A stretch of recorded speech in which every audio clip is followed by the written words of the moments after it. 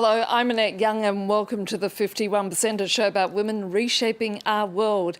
It's our first show for 2021 and after the year we've just experienced, here's to the next 12 months being a vast improvement on 2020. Coming up, we take a look at the American political powerhouse, otherwise known as Stacey Abrams, who spent a decade working to promote the Democratic vote in Georgia and flip the state to blue.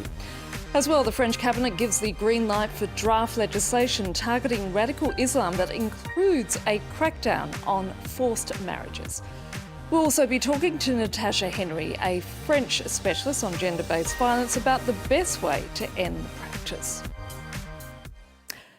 But we begin in the US, where we've witnessed extraordinary scenes in Washington, D.C. when Donald Trump's supporters took over Capitol Hill. Yet at the very same time, the Democrats took control of the Senate following two historic victories in Georgia's runoff elections, the win dramatically increasing President-elect Joe Biden's ability to pass legislation. Kathy Kedder-Clifford takes a look at Stacey Abrams, the woman who's seen as having done a remarkable job in boosting the Democrats' vote. Stacey Abrams spent the past decade leading up to this moment as she laid the groundwork for the Democrats' success in Georgia. She's long campaigned for her party to focus on the Deep South, traditionally conservative state, and has raised millions of dollars to register hundreds of thousands of voters. In a civilized nation, the machinery of democracy should work for everyone, everywhere, not just in certain places and not just on a certain day. The 47-year-old has a background in public affairs and law. She became a state legislator in 2007. The first black female nominee from a major political party to run for governor in 2018, Abrams narrowly lost against Brian Kemp. Since then, she's become a leading voice on voting rights. Over the years, she's formed several organizations designed to empower voters and create social change. Her non-profit, Fair Fight, aims to eradicate voter suppression, especially among minorities. It registered 800,000 new voters in Georgia for the 2020 presidential elections. She's attracted the ire of outgoing President Donald Trump. He described her as one of the most extreme, far-left politicians in the entire country. Despite the criticism, turnout in Georgia in 2020 skyrocketed by 1 million people since the last election, with many new black voters signing up. Success that is fueling speculation about Abrams' next steps, with calls for her to join the Biden administration. Now, the French cabinet has given the green light for a draft law targeting radical Islam. Among other issues, the legislation cracks down on forced marriages and would require officials to interview couples separately, if need be, to make sure that their consent have been given. Here in France, some 200,000 women are thought to be in forced marriages. Peter O'Brien has more. This summer, after years of forced marriage, this woman left her husband. Remaining anonymous and accompanied by a psychologist, she finds the words to tell her story. When she was 16, a man raped her. And as a devout Muslim, she felt it was impossible to avoid marriage. I went home that day and everything I saw disgusted me. I couldn't stop washing myself, couldn't stop crying. I didn't tell anyone about it. I kept it to myself. I was scared. After that day, the rape, he told me, "You're my wife, you have to marry me. No one else will want you." Trapped in a violent marriage, she became a victim of regular conjugal rape, beatings, and psychological abuse. 2 children were born from the non-consensual relationship. Their mother finally fled at the end of the first lockdown. I got into a taxi sobbing. I couldn't stop myself from crying. I wanted to be strong. I left the children.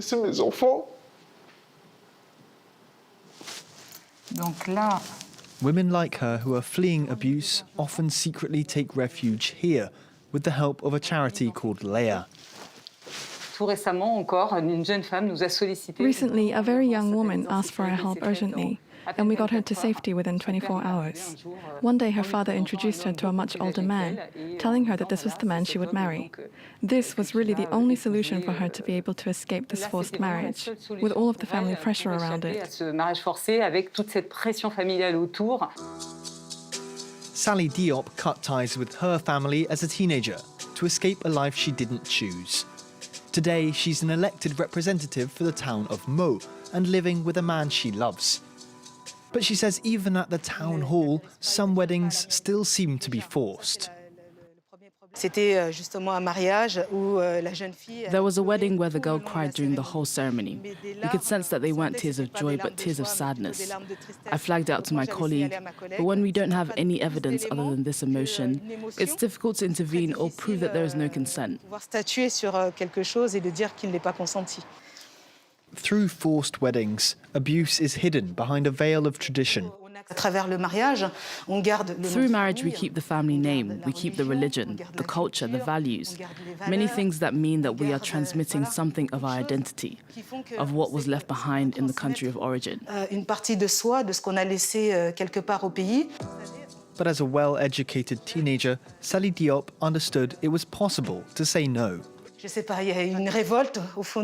There was a rebellion deep down inside me, and I decided it wasn't right. I escaped. I went to see my father and I said, if you try to marry me, I will report you.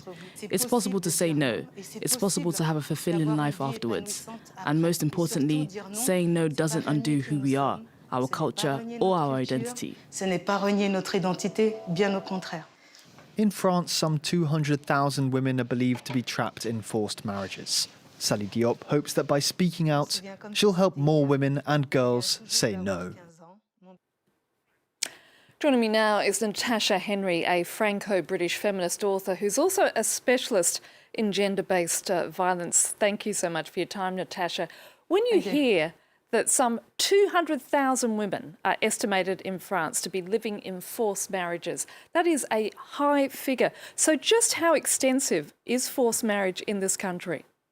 It's difficult to tell. The number of 200,000 women actually currently in forced marriages in France is probably correct, but it's very difficult to tell because we have no statistics. It's difficult to get statistics on this because France only recognizes civil weddings, like you go to the town hall and you get married, and this is where we get the statistics. You have to be 18 to do this. So if a young girl who's a teenager is going through a religious marriage, for instance, then we don't have the figures.